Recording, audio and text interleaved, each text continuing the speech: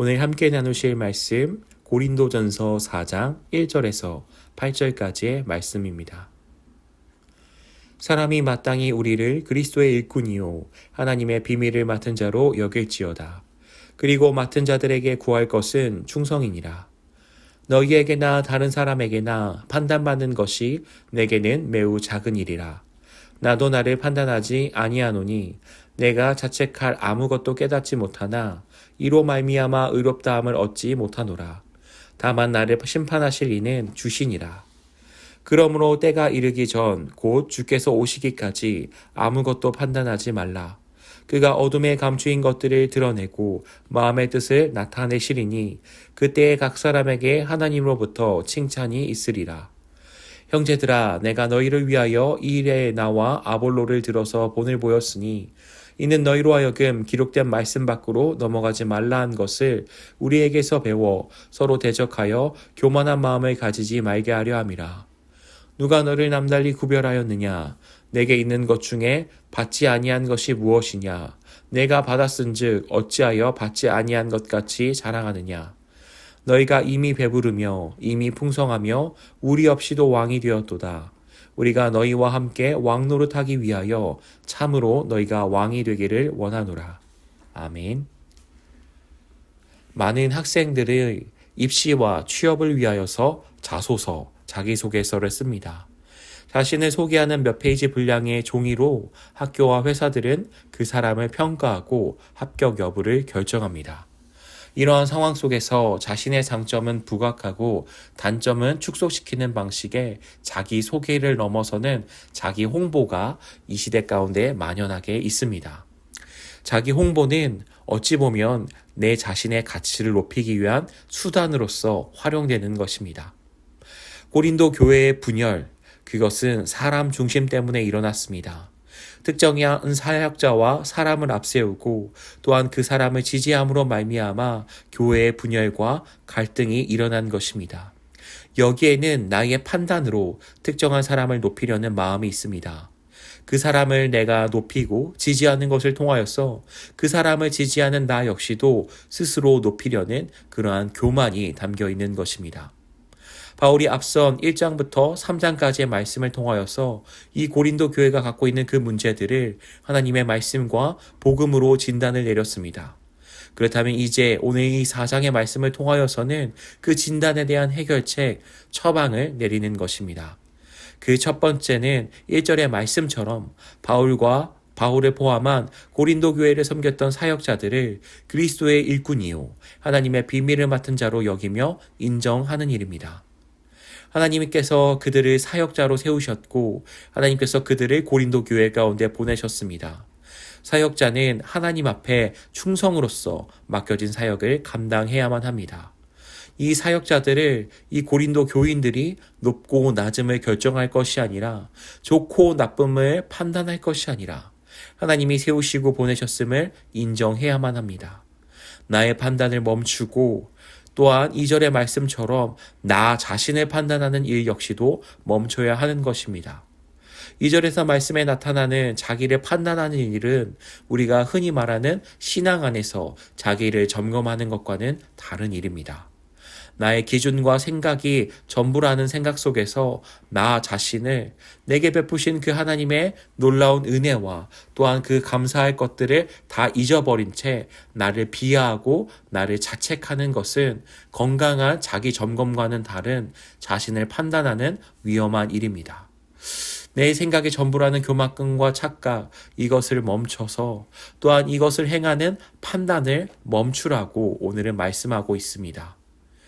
나의 판단은 위험합니다. 왜냐하면 그 뒤에는 교만이 도사리고 있기 때문입니다. 고린도 교회의 분열의 중심에는 사람 중심의 태도가 있습니다. 이는 교회의 주인이 사람이라는 위험하고 잘못된 생각이 그 안에 담겨 있는 것입니다. 이 사람이 더 좋은 사람이다. 또한 이 사람을 따르는 우리가 더 우월하다라는 것은 영적인 우월주의입니다. 교회는 어떠한 곳이 되어야 할까요? 뛰어난 리더십들이 있고 민주적이며 좋은 프로그램과 사역들이 가득한 곳이 교회일까요? 그렇게만 가득한다면은 그것이 좋은 교회이고 하나님께서 기뻐하시는 교회일까요?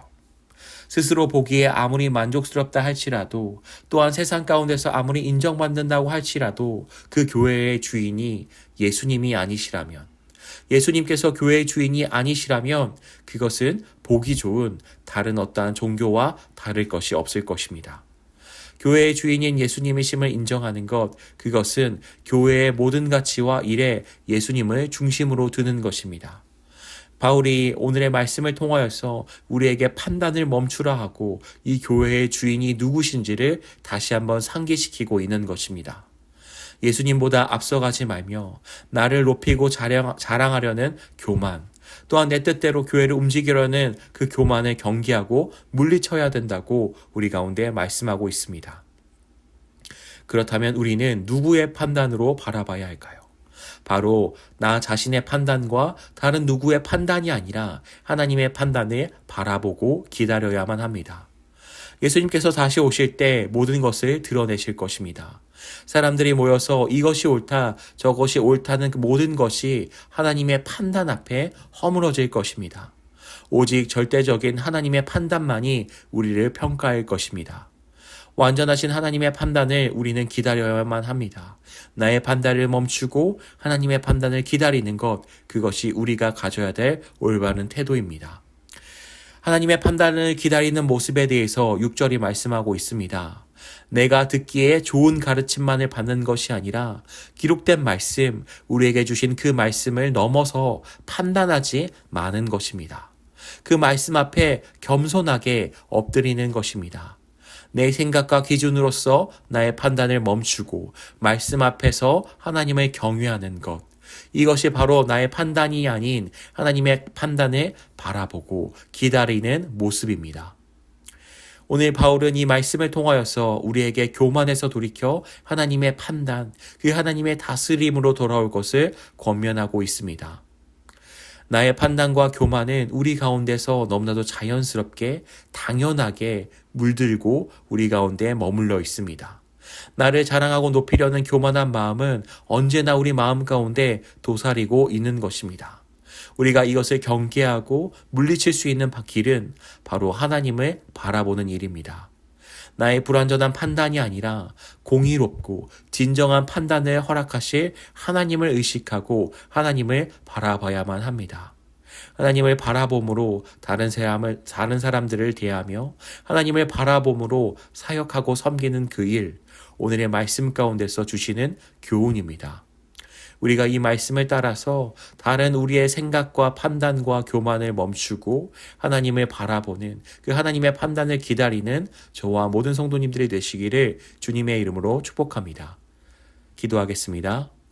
좋으신 하나님 아버지 감사합니다. 오늘의 말씀을 통하여서 우리의 판단을 멈추며 하나님의 판단을 기다리는 것, 하나님께서 인정하시는 것들을 우리가 바라보는 그 일을 하나님 안에서 온전히 감당하기를 원합니다. 나의 생각을 앞세우고 나의 교만을 앞세우는 것이 아니라 하나님의 말씀 앞에 머무르며 또한 하나님께서 주실 그 판단을 기다리며 하나님만을 온전히 바라보는 우리가 되어질 수 있도록 도와주옵소서. 오늘 하루도 주님을 바라보며 믿음으로 걸어가는 오늘 하루, 이번 한 주가 될 수 있도록 도와주시옵소서. 감사드리오며 예수 그리스도의 이름 받들며 기도 올리옵나이다. 아멘.